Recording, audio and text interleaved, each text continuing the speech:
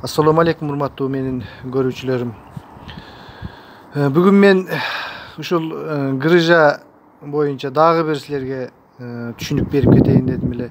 Менин мурдакы көрсөткөн передачаларымда деле кеңири айткам, ошентсе дагы көпчүлүк түшүнбөйт экен.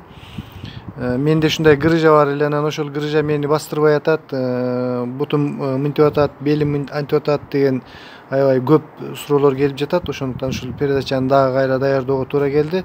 Урматтуу көрүүчүлөр, могу азыркы дүйнөлүк медицинада ушул грыжалар боюнча негизи бир эки көз караш болуп атат да. Биринчи көз караш ошол биз мурда түшүнүп жүргөн ушул грыжа деген чыгып, анан нервтерди кысып калып, ошонун негизинде оору пайда болот деген баягы илгерки түшүнүктө невропатологдор көрүп туруп, анан баягы томографияга жөнөтөт. Томографиядан грыжаң бар экен деги аныкталгандан кийин анан сен ошол оору грыжа ошол ооруну пайда кылып жатат деп, ошол грыжаны дабалоого багытталган да. Биздин негизги баягы салттуу биздин медицинабыз ушул Советтер Союзунан калган, андан кийинки ар бир мамлекеттердин жеке эмелери, медиктери. Ал эми мен айтайын дегеним, ал нерсеге такыр башкачараак альтернативалуу, ошол мен дагы кийинчерээк капысынан таанышып калган, ушул Жанет Травел, Симмонс дегендердин жазып кеткен китебинде ошолор аныктап, тактап, алар эле эмес ошолордун жолу менен ушулку азыркы кезде көптөгөн медиктер башкача көз карашта да. Бул грыжа ооруну пайда кылбай эле булчуңдардан оору пайда болот. Ошол булчуңдар катып, ары жака азык, питание өтпөй, ошол чемирчектерге заттар өтпөй калганда, ал жактарга дагы кадимкидей витаминдер, кислород, ошол кан баардыгы өтүп туруш керек. Ошол булчуңдар өткөрө албай калгандан кийин, анан кийин баягы чемирчектер деградация болуп, протрузиялар, грыжалар ошондон кийин пайда болот деп атат да.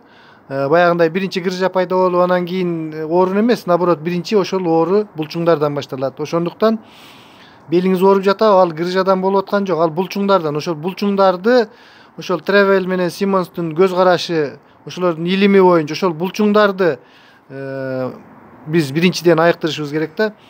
Миофасциальные болевые синдрому деп коет, баягы миофасциалдык оору синдрому. Ошол жерлерде булчуңдарда триггердик точкалар, триггердик керек болсо чоң зоналар пайда болуп, ошол булчуңдарды биз айыктырганда анан бел оору айыгат деп атат да. Эми баягы ошол көз караштагы эмелерди силер YouTube'тан же болбосо Яндекстен деле бардык ушу миофасциальные болевые синдрому деп кирсеңер аябай көп маалыматтар бар да. Но орустардын YouTube каналдарынын ичинде деле доктор Лукьянов ошол көз карашты карманат. Ирина Очеретина деген, мен баягы ким сураса эле ошолордун баягы лекцияларын, сүйлөп аткандарын жөнөтүп эме кылып турамын да. Негизи эми ооруга чалдыккандан кийин гимнастика жасаш керек, массажды туура ошо миофасциалдык массажды жөн эле классикалык менен эле сылап сыйпап койгонго ал айыкпайт, аябай жесткий.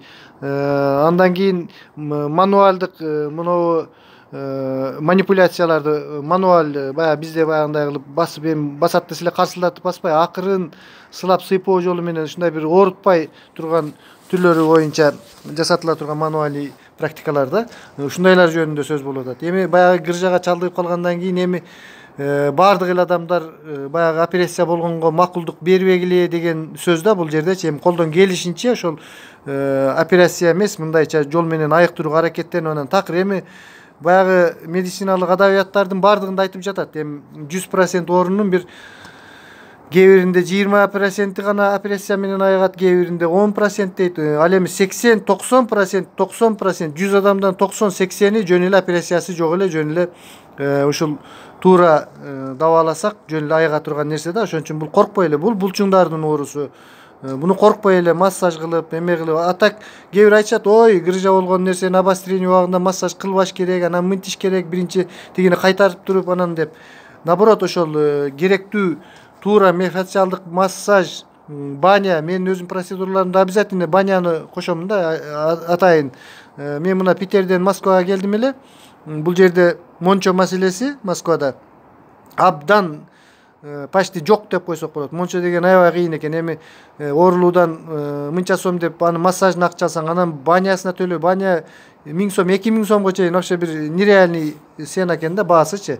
Ошондуктан мен бул Москвада азыр массаж эмени уланта албай калдым. Баягы адамдардын суроо талаптары көп болгону менен баягы мүмкүнчүлүктөрү болбой калды да. Азыр мен башка могу балдардын детдому, баягындай ДЦП, ушундай шал оору, башка оорулары менен ооруган жакта ошол жерде убактылуу иштеп атам. Массаж кылганга такыр мүмкүнчүлүктөрүм болбой калды. Ал эми сураган адамдарга дайыма кеп кеңештеримди, консультацияларымды берип турамын. Менин каналымда болуңуздар, урматтуу менин көрүүчүлөрүм.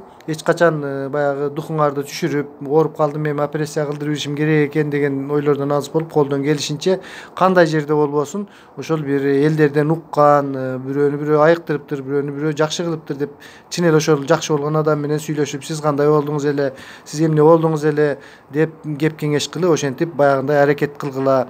Ал эми YouTube каналында же башка жерлерде ушул жакшынакай сонун гимнастикалар аябай көп. Ошондон күндө эртең менен жок дегенде бир 10 мүнөт, 15 мүнөт кылып, мончого барып жөн эле барып эле отура бербей, ошо атайын ак кайыңдан жасалган же болбосо дубтан жасалган веник, дубтан жасалган шыпыргылар аябай көпкө чейин чыдайт. 10-15 жолкуга чейин чапсаңыздар дагы эчтеке болбойт. Ошондой веник менен бирөөгө чаптыртып, ушинтип баягы гимнастика, веник менен чабуу, диетаны кармаңыздар, баягы куурулган эмелерден алыс болуп, бойду түз алып жүрүү эң негизги эме.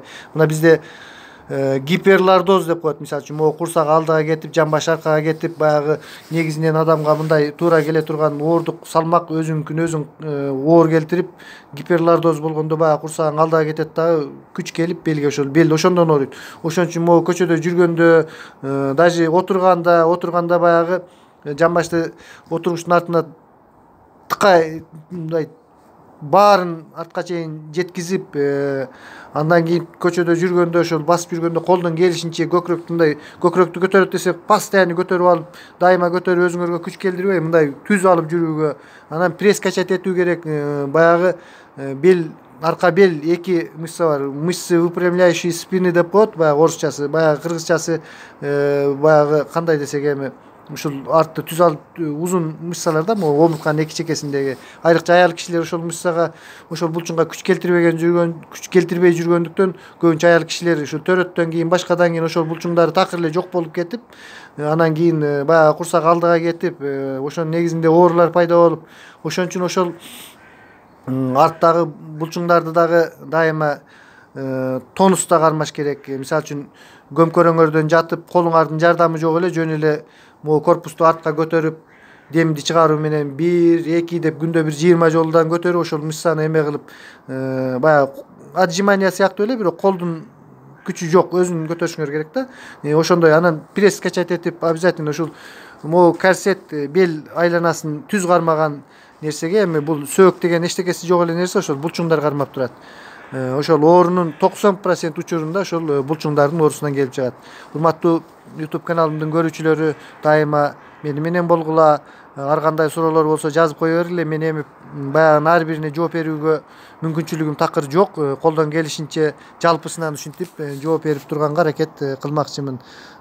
Менин каналымды көргөнүңүздөр үчүн чоң рахмат.